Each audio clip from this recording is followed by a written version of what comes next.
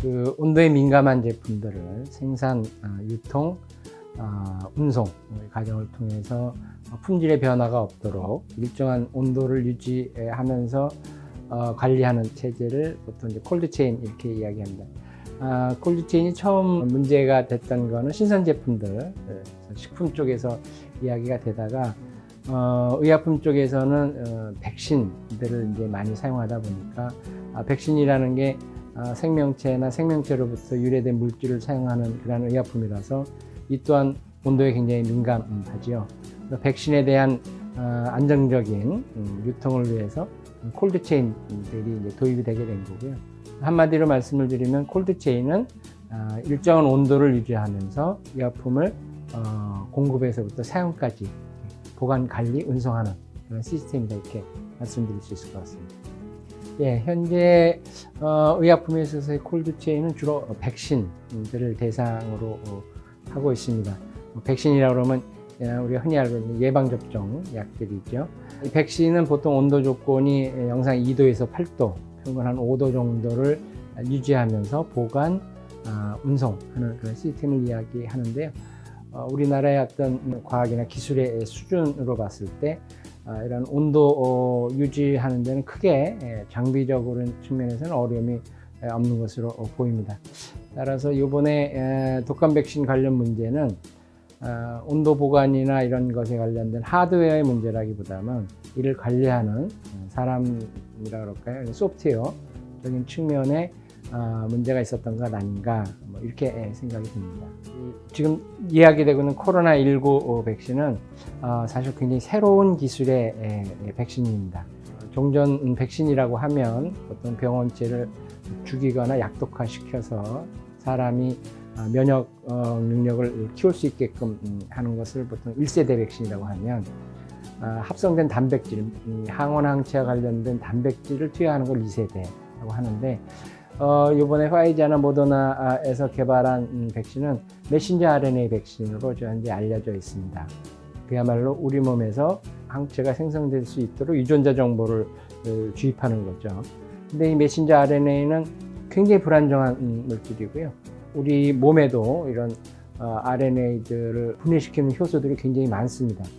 그래서 보호막을 씌운다든지 이런 조치를 하기는 합니다만 그보다도 더 중요한 것이 이제 아주 낮은 냉동 상태가 되겠죠. 마이너스 70도면 그 상태를 유지해야만 일정 기간 안정되어질 수 있다라는 면에서 2도 내지 8도 수준의 백신과는 상당히 다른 그런 백신이라고 볼 수가 있겠습니다. 그러니까 방금 말씀드린 대로 이 메신저 RNA는 굉장히 새로운 거라서 한 번도 경험해 보지 못한 게 사실입니다. 통상적으로 콜드체인의 구성을 보면 특히 이제 코로나19를 기준으로 보면 아마 국내에서 생산하기는 좀 어려울 것 같고요. 외국에서 생산된 백신은 이제 한국까지 이제 갖고 와야 되는데 이거는 아마 비행기로 갖고 올 테고 이건 항공사들이 준비해야 될 사항일 것 같습니다. 문제는 그렇게 해서 국내에 수입된 이 백신들을 일정 기간 보관하면서 접종 기간, 보건소는 이제 의료기관이 될 텐데요. 거기에 분배하면서 수송하는 과정이 사실은 이 콜드체인에 있어서 핵심이라고 보여줄 수 있습니다. 물론 접종 기간에서 또 이런 이 영하 70도의 제품들을 어떻게 관리할 거냐 하는 것은 별로로 치고 현재 의약품 유통업체들이 해결해야 될 문제는 영하 70도 상태로 유지되면서 수입된 이 백신들을 어떻게 보관하고 이를 배분해서 수송할 건가 이 부분에 대한 고민이나 고려들이 지금 진행 중인 것으로 알고 있습니다. 네, 저희가 콜드체인을 꼭 집어서 연구하는 것은 아니고요. 저희 연구실은 의약품 유통 분야의 다양한 이슈들에 대해서 관심을 갖고 연구를 하고 있습니다. 특히 현재 우리나라 의약품 유통 품질 관리는 GSP라는 기준에 의해서 관리되고 있는데 세계적인 추세는 이보다 한 단계 업그레이드된 GDP, Good Distribution Practice라고 하는 기준들에 의해서 관리되어지고 있는 것이 세계적인 추세입니다. 그래서 우리나라도 이런 GDP 기준을 이제 도입할 시기가 된 것 같고요. 그 GDP 기준 중에 방금 말씀하셨던 콜드체인 부분도 같이 포함되어져 있고요. 우연히 어찌 보면 이제 코로나19 백신이 콜드체인 중심으로 해서 움직여야 된다라는 점이 이제 이게 맞물려서 저희가 더 관심을 갖고 좀 연구하게 됐습니다. 네, 일단 뭐 연구하는 데 있어서 제일 중요한 거는 풍부한 자료, 데이터가 필요한데 사실 유통 분야에 있어서 그동안 축적된 자료라는 게 이렇게 많지가 않고요. 또 실태 파악에 대해서도 기초적인 조사가 정확히 되어 있지 않은 것도 사실입니다. 현재 우리나라 의약품 도매상이 굉장히 지금 숫자가 기하급수적으로 늘어나서 3,000여 개가 넘는다고 그러는데 그중에 이번에 문제가 되는 콜드체인을 유지 관리할 수 있는 업체는 어느 정도 되며 그런 이제 실태 파악 같은 것도 현재는 안 이루어지고 있어서 어려움이 많습니다. 뿐만 아니라 이 콜드체인과 관련되어진 국내 의약품 도매상들에 대한 관심도 사실은 그렇게 또 큰 거는 아니었거든요. 방금 말씀드렸듯이 기존의 콜드체인이라고 하면 백신의 운송 수준의 콜드체인이었기 때문에 코로나19 사태에 있어서의 콜드체인은 우리가 경험해 보지 못한 거라서 좀 더 심층적인 연구가 필요한 게 아닌가 생각이 듭니다. 현재 뭐 여러 가지 콜드체인과 관련된 국제 기구들도 있고요. 국제적인 심포지엄이나 포럼도 매년 열리는 것으로 알고 있습니다. 다만 올해는 코로나 때문에 그런 회의들이 못 열리긴 했습니다만 기본적으로 제약산업이라는 게 의약품 산업이라는 게 그 산업 하나만으로 존재하지는 않습니다. 의약품을 생산하는 것뿐만 아니라 유통하는 것도 그 주변 여러 가지 관련 산업들의 발달에 따라서 같이 동반 성장하는 것이거든요. 현재 의약품 콜드체인이라고 이야기했을 때 가장 핵심적인 것 중에 하나가 냉동, 냉장, 프리저, 또 이제 운송 용기, 예? 차량도 말씀하셨습니다만 그런 거를 포함해서 또 요새는 차세대 기술이라고 그러죠. GPS라든지 아니면 사물 인터넷, 또 여러 가지 뭐 이런 첨단 기술을 이용한 콜드체인 운영이 필요한 게 사실입니다. 최근에 콜드체인 관련되어진 이제 협회에서 나온 자료들을 보면 이 코로나와 관련되어져서 앞으로 대비해야 될 약업계, 유통업계 준비 사항으로 크게 이제 세 가지를 얘기하거든요. 첫 번째는 프리저, 냉동 설비를 어떻게 갖출 것이냐 하는 거고, 두 번째는 이러한 냉동 설비와 관련되어져서 시설을 운영할 수 있는 이 스페이스를 어떻게 확보할 거냐. 그리고 세 번째 마지막으로는 이게 굉장히 에너지를 많이 소비하는 거거든요. 안정적인 에너지 공급을 어떻게 할 거냐 하는 세 가지인데요. 이는 의약품 유통업체가 스스로 해결할 수 있는 문제는 아닙니다.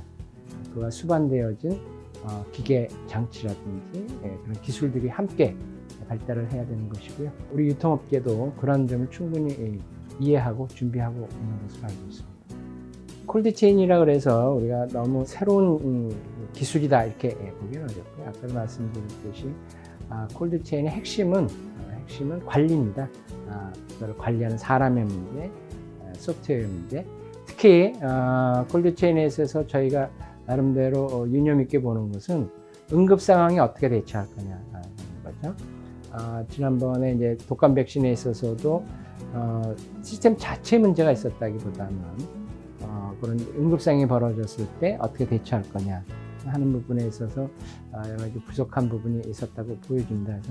그래서 콜드체인에 대한 기본적인 가이드라인을 만드는 것도 중요한 한 부분이지만 이를 원만하고 원활하게 시행하기 위해서는 여기에 수반되는 계속적인 교육, 훈련 이런 것들도 함께 필요할 것 같습니다. 따라서 유통업계 스스로 이 연구를 통해서 훌륭한 가이드라인을 만드는 것도 중요하지만 정부기관에 또 나서서 이거를 제도화하고 교육이나 훈련에 지원을 해주는 것도 우리나라 콜드체인의 수준을 한 단계 올릴 수 있는 중요한 요소가 아닌가 이렇게 생각을 합니다. 물론 이제 기준이 없다고는 볼 수가 없는데요. 이거를 현장에서 적용하기에는 부족한 점이 많죠. 예를 들면 생물학적의 제조 및 판매 관리에 관한 규칙과 같은 또 아까 말씀드린 GSP와 관련된 규정이 없는 건 아닙니다. 근데 굉장히 막연하게 돼 있어요. 예를 들면 의약품의 특징에 따라서 적정한 온도를 관리해라. 예? 뭐 이런 수준이지 그 적정한 온도를 관리하기 위한 구체적인 거. 예를 들어서 냉동고나 냉장고는 어떻게 설치하고 온도 조절은 어떻게 하고 이것에 대한 평가라든지 밸리데이션 어떻게 하고 뭐 이런 구체적인 내용들이 좀 필요하거든요. 운송 차량도 요새는 기술이 워낙 발달했기 때문에 우리가 흔히 알고 있지만 스티로폴에다가 드라이할 수 있는 그런 수준이 아니라 스스로 온도 조절이 가능한 액티브 컨테이너까지도 좀 개발이 된 상태고 이번에 이제 코로나 백신이 아마 수입이 되면 우리가 그걸 이제 수송해야 될 텐데요. 극냉동 상태, 영하 70도에서도 온도를 유지하면서 수송할 수 있는 컨테이너들 이런 것들도 개발되거나 이제 활용이 돼야 되는데 그런 것들에 대한 기준 이런 것들은 지금 전혀 없는 상태거든요. 보다 현실적이고 현장에서 적용 가능한 그런 기술들도 많이 필요한데 이런 모든 가이드라인을 국가가 다 낼 필요는 없겠죠. 제일 중요한 것은 유통업계가 스스로 기준을 만들고 그 기준을 스스로 지킬 수 있도록 노력하면서 정부는 이를 지휘감독하고 지원하는 그런 체계가 제일 합리적이지 않을까 이렇게 생각이 됩니다.